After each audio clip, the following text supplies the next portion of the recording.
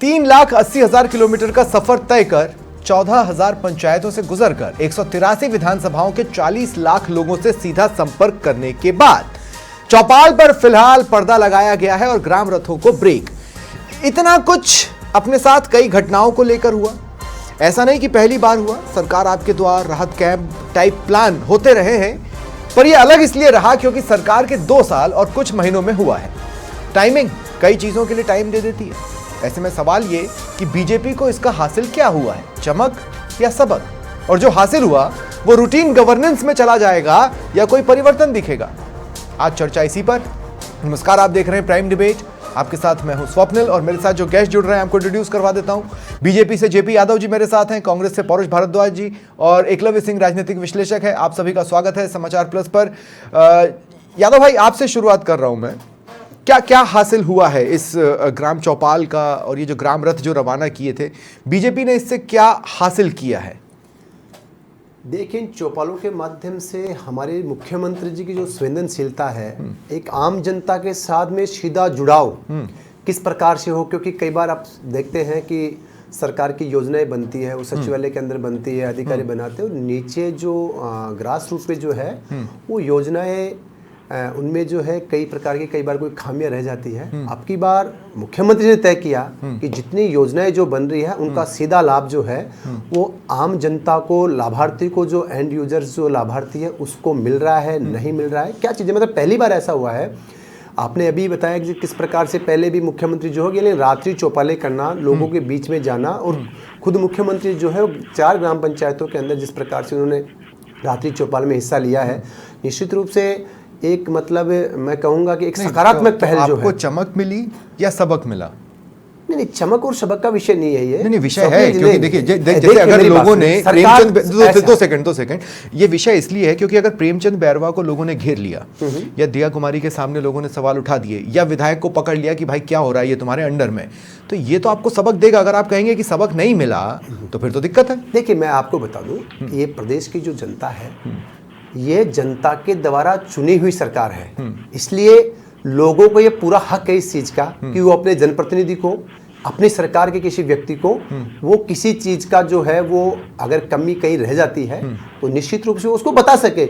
इसमें कोई बुराई वाली बात नहीं है, कोई सबक वाली ये कोई बात नहीं है। ऐसे कोई भाई अपने जनप्रतिनिधि से कोई व्यक्ति जो उनका कार्यकर्ता है, हमारे परिवारजन है, हमारे परिवार के लोग हैं, वो उनके कार्यकर्ता है, स्वाभाविक सी बात है कि कई बार किसी चीज से, किसी काम से अगर कई बार कोई कार्यकर्ता मान लो या कई बार कोई व्यक्ति मान लो, आमजन मान लो, कई बार आहत होता है तो निश्चित रूप से उसका गुस्सा करना, और उस गुस्से के बाद में जो माननीय प्रतिनिधि के द्वारा जो उसका बड़ी मैच्योर बात किया जाता है, बड़ी मैच्योर बात है, ये जो काम जो किया जा रहा है, भाई 2 सेकंड, बड़ी मैच्योर बात है। आपने जो बात कही वो बड़ी, वो कोई मैच्योर आदमी ही कह सकता है।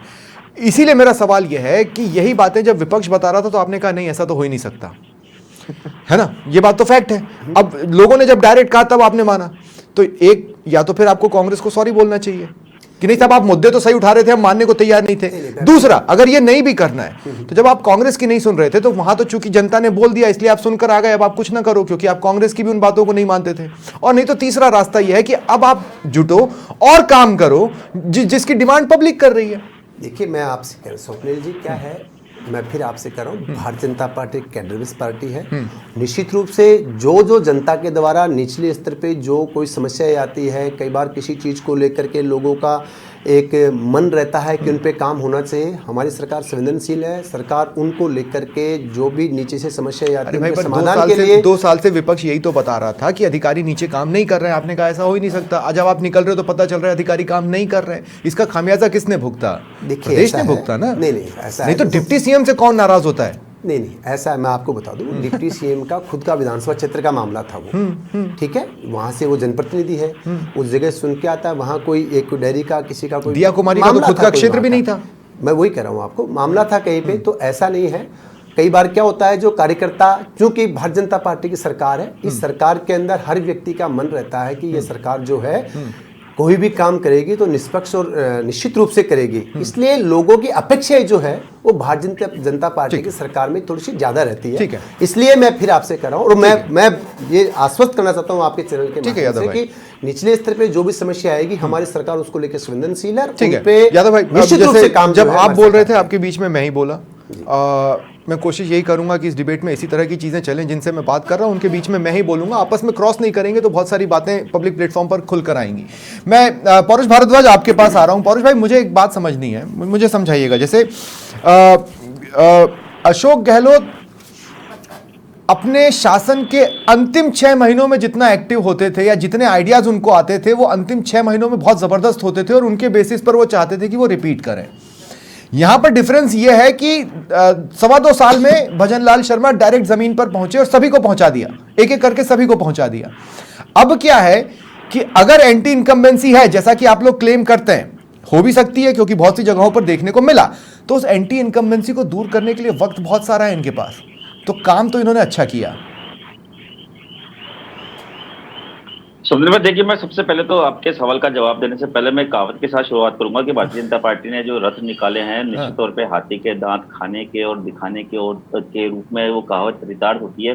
आपको ध्यान होगा कि हमारे देश में 75 साल पहले, 80 साल पहले अंग्रेजों का शासन था।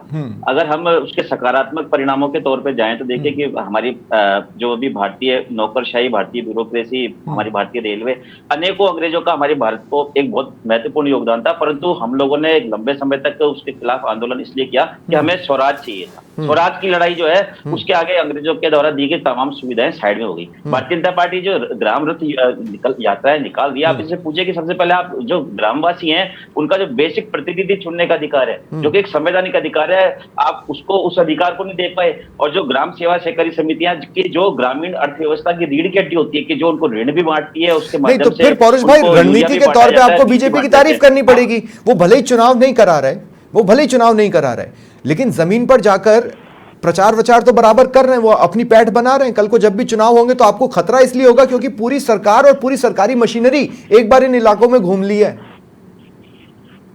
देखिए, मुझे लगता है कि आज टेक्नोलॉजी का युग है, एआई का युग है। भ्रांतियां फैलाने से भ्रांतियां नहीं फैलती है। लोग बाग हर चीज का फैक्ट चेक करते हैं। सरकार भले गांव में गई, अभी आपने खुद ने बताया कि सरकार के प्रतिनिधियों के साथ ग्रामीणों ने किस प्रकार का व्यवहार किया। और दूसरी बात, पर हर जगह नहीं हुआ ना, कहावत होती है कि भाई, पर हर जगह नहीं हुआ ना पौरुष भाई, ये कुछ जगहों पर हुआ, कुछ जगहों पर तो क्या गजब का उत्साह देखने को मिला है। देखिए, मैं इसी बात पे आ रहा हूँ, मैं आपसे इसी बात को कह रहा हूँ कि देखिए, जिस प्रकार से हमारी सरकार ने, मैं आपके सवाल के जवाब पे आता हूँ कि देखिए, हमारी सरकार के बारे में भारतीय जनता पार्टी के द्वारा भ्रम फैलाया जाता है कि हमारे द्वारा हर योजना आखिरी में शुरू की थी। आपको ध्यान होगा कि हमारी सरकार बनती सबसे पहले हमने किसानों के 15,427 करोड़ रुपए के 21 लाख किसानों के हमने बैंकों के ऋण माफ किए। नहीं पौरुष भाई, देखिए आपकी जो गेम चेंजिंग योजनाएं होती है, मैं क्लियर कर दूं, जैसे मुफ्त दवा योजना कब आई थी? बहुत लास्ट में आई थी। राहत कैंप लगना, पट्टे बांटेंगे, ये कब चालू हुआ? बहुत लास्ट में आया। आप भी जानते हैं, मैं भी, आपकी जो गेम चेंजिंग योजनाएं होती है ना, वो बहुत लास्ट में आती हैं, ये फैक्ट है। मेरा निवेदन सुनेंगे तो मुझे लग रहा है, स्वप्निल भाई, आप मेरा निवेदन सुनेंगे तो मुझे लगता है कि दर्शकों के मानस पे जो है भारतीय पार्टी के द्वारा हमारे बारे में जो भ्रम फैलाए गए वो क्लियर हो जाएंगे। मैं आपसे कह रहा हूं कि हमने 15,427 करोड़ रुपए के 21 लाख किसानों के ऋण जो है वो वर्ष 2019 में और 2020 में माफ किए। उसके अलावा देखिए, लंपी वायरस कब आया था? जब कोरोना वायरस चल रहा था, उसके पैरेलल लंपी वायरस चल रहा था। हमने केंद्र सरकार से सहायता मांगी, केंद्र सरकार ने हमें सहायता देने से मना कर दिया, परंतु हमने किसानों के साथ खड़े रहते हुए 40,000 रुपए प्रति पशु के हिसाब से किसानों को हमने मुआवजा दिया। उसके अलावा देखिए, किसानों को जिस समय यूरिया की और अन्य चीजों की आवश्यकता थी, हमने उस पर तो आपको मैंडेट मिल चुका है, उस पर तो मैंडेट आ चुका है। नहीं, उस पर तो मैंडेट आ चुका है। अगर आप ये कह रहे हैं कि केंद्र सरकार ने आपके रास्ते में रोड़ा लगाया था, तो इस सरकार के रास्ते में रोड़ा नहीं है। इसका मतलब है कि वो चीजें आसानी से हो पा रही होंगी ना, जो आप नहीं कर पाए। भले ही आप केंद्र पर ठीकरा फोड़ो, लेकिन ये कर पा रहे होंगे। नहीं, मैं स्वप्निल भाई, मैं आपकी बात को दूसरे शब्दों में अभिव्यक्त करूंगा कि हमने, हमारी सरकार के समय रोड़ा होने के बावजूद भी हमने इतना कुछ किसानों को दिया कि जितना इनकी डबल इंजन की सरकार होने के बावजूद ये लोग डिलीवर नहीं कर पा रहे हैं। मैं आपसे कह रहा हूं कि आप मुझे बताइए, इन्होंने क्या किया? सुनिए, इन्होंने क्या किया? आप, इन्होंने नया क्या किया वो आप इनसे पूछेगा, परंतु मैं आपको बताता हूं कि इन्होंने, शॉर्ट में बोल दीजिए, फिर मुझे एकलव्य के पास जाना है। 2000 यूनिट जो प्रति किसान का हम दे रहे थे, उसके नए रजिस्ट्रेशन पे 200 पुरानों को तो दे रहे हैं। ये मैं ये नहीं कह रहा कि इन्होंने पुरानों को बंद कर दी, इन्होंने नया किसान जो नया बिजली कनेक्शन के लिए अप्लाई करता है उसको 2000 जो है 2000 यूनिट जो हम देते हैं उस पर इन्होंने पूरी तरह रोक लगा दी। दूसरी बात, हमने, आप इनसे सवाल पूछेगा कि हमने किसानों को तो जब ऋण को हमने माफ किया, इन्होंने उसको मुद्दा बनाया था, इन्होंने सरकार में आने के 2.5 साल बाद में कितने किसानों को ऋण माफ किए? नंबर 1 बात। नंबर 2 बात ये कि हमने जो कृषक ऋण राहत आयोग बनाया था, आपको ध्यान होगा कि हमने अधिनियम बनाया था, उसका बाकायदा बाद में हमने कृषक ऋण राहत आयोग का गठन किया।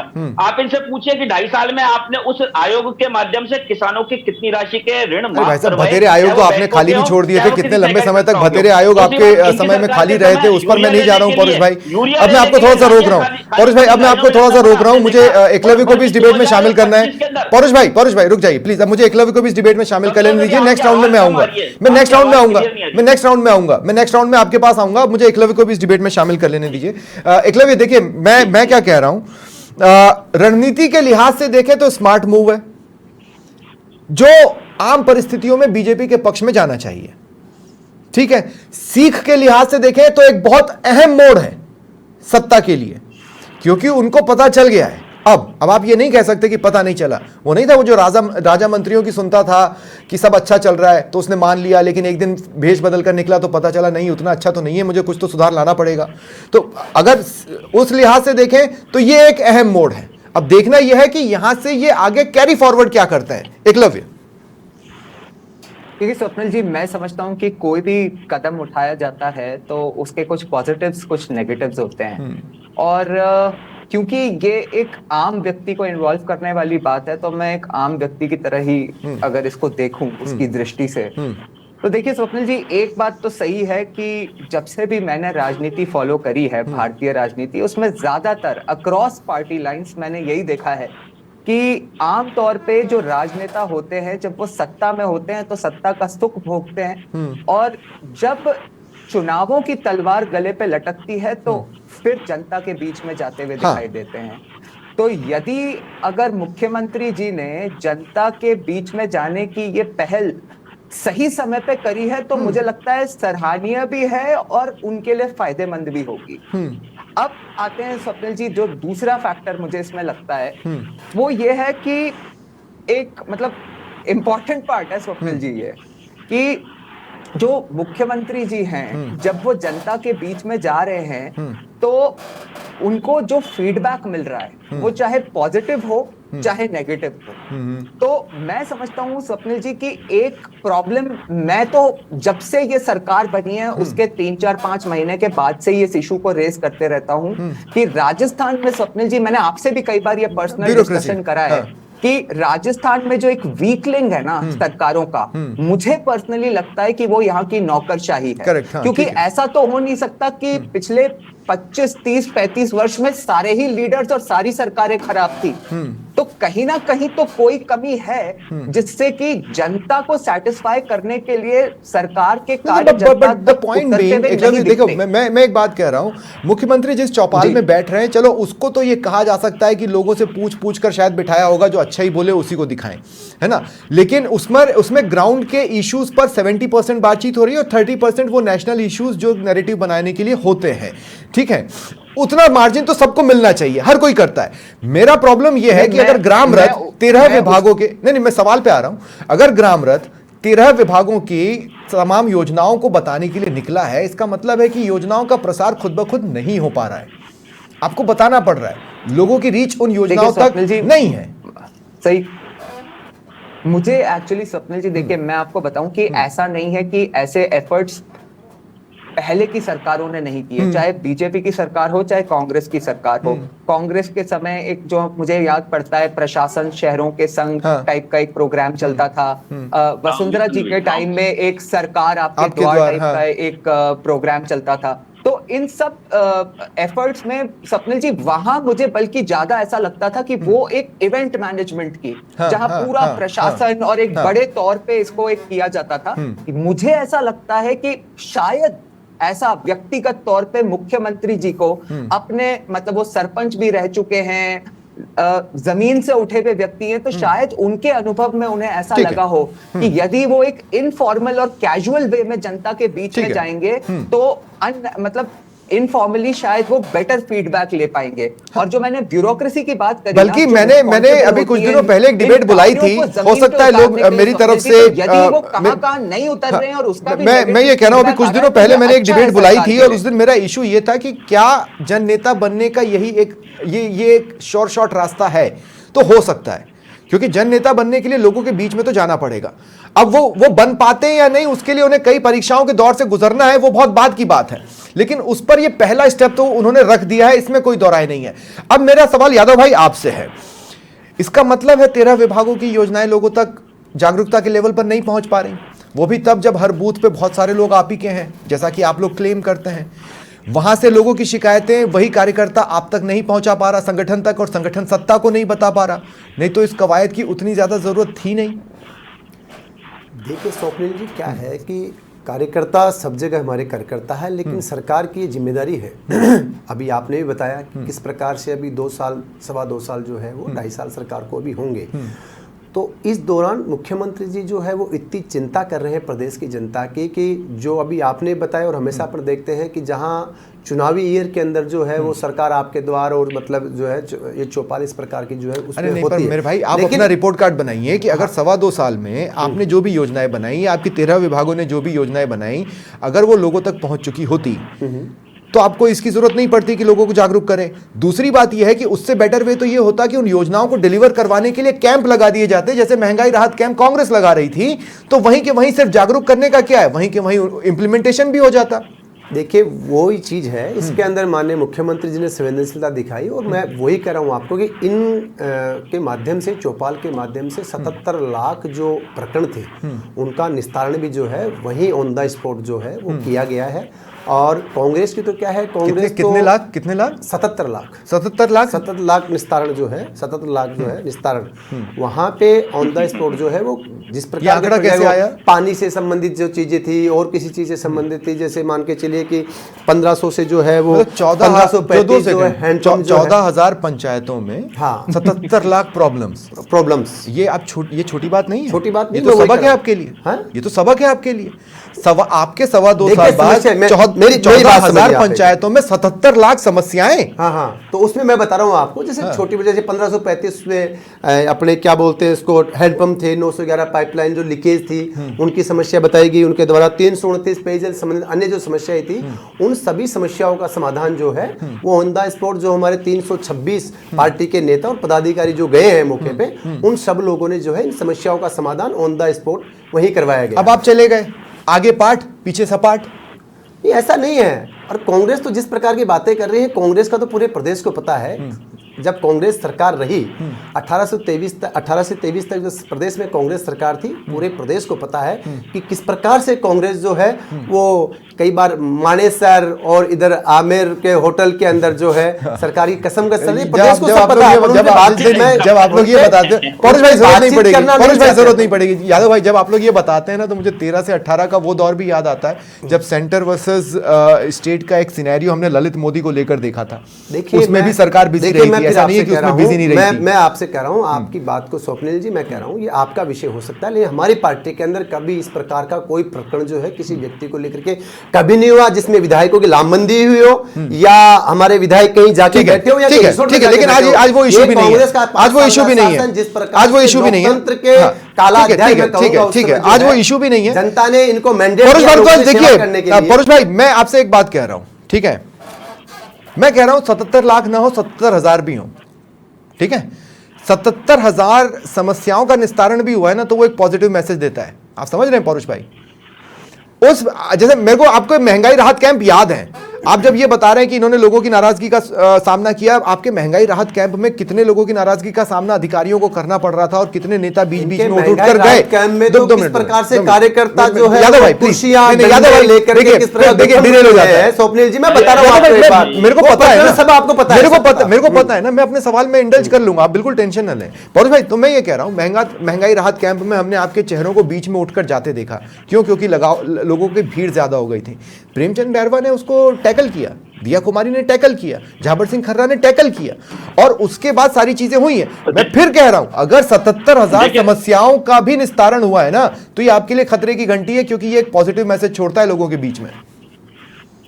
नहीं स्वप्निल भाई, देखिए मैं इस बात को कहना चाहूंगा कि पहली बात तो इनके किसी भी कैंप की तुलना हमारे जो आप कह रहे हैं महंगाई राहत शिविर है उसके साथ ये लोग जो बार बार एक तरीके से करते हैं तो वो चीज गलत है। महंगाई राहत शिविर निश्चित तौर पे 2023 में लगा था, परंतु इनके इस अभियान की तुलना हमारे प्रशासन गाँव के संघ शिविर वाले अभियान के साथ करनी चाहिए। और प्रशासन गाँव के संघ शिविर जो है वो हमारे द्वारा 2 अक्टूबर नहीं, आप यहाँ पर गलत है परुष भाई, आप यहाँ पर गलत ऐसे हैं क्योंकि प्रशासन शहरों के संघ या गांव के संघ वो एक अलग चीज था और ये जागरूकता के लिए निकाला गया रथ था या ग्राम चौपाल थी, लोगों की समस्याएं सुनेंगे, दोनों में जमीन आसमान का अंतर है। देखिए जागरूकता के लिए निकाला गया तो इसका मतलब ये है कि भी सरकार जो लगातार, मैंने जैसा कि आपसे पहले कहा कि ग्रामीणों को उनका वोट का अधिकार देने में सरकार विफल रही है और सरकार को खुद को पता है कि अगर हम चुनाव कराएंगे तो हमारी क्या स्थिति रहेगी। उसके बाद में देखिए हमने कई उड़ती बातें इस तरह की भी सुनी है कि विधायकों ने मुख्यमंत्री जी से निवेदन किया है कि साहब अब पंचायती चुनाव अगर अभी कराएंगे तो हमारी इतनी बुरी बैंड बजेगी कि एक नैरेटिव सेट हो जाएगा और आगे हमारे को विधानसभा चुनाव हारना पड़ेगा। और निश्चित तौर पर जब कोर्ट से यूपी में तो आप भी नहीं चाहते ना कि वहां पंचायत चुनाव हो,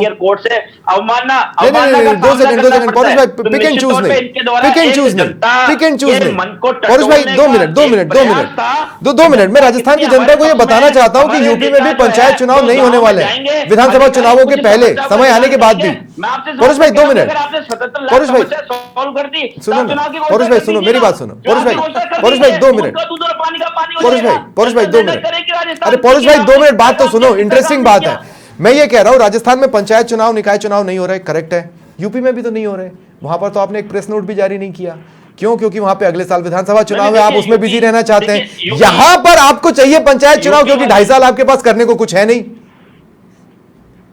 देखिए स्वप्निल भाई, मैं आपसे इस बात को कह रहा हूं कि जैसा कि मैंने अपने ओपनिंग स्टेटमेंट में कहा कि हम सिर्फ भारत वालों की नहीं, पूरे दुनिया के कोई भी आदमी होगा, किसी भी सुविधा से ज्यादा हमारे लिए हमारा जो स्वराज है वो सबसे बड़ी चीज होती है।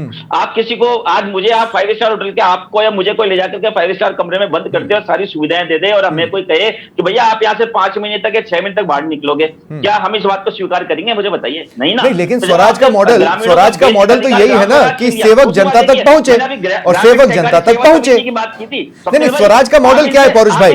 कांग्रेस इस बात को बहुत अच्छे से समझती है। स्वराज का मॉडल यही तो है कि सेवक जनता तक पहुंचे, सेवक जनता तक पहुंच रहा है।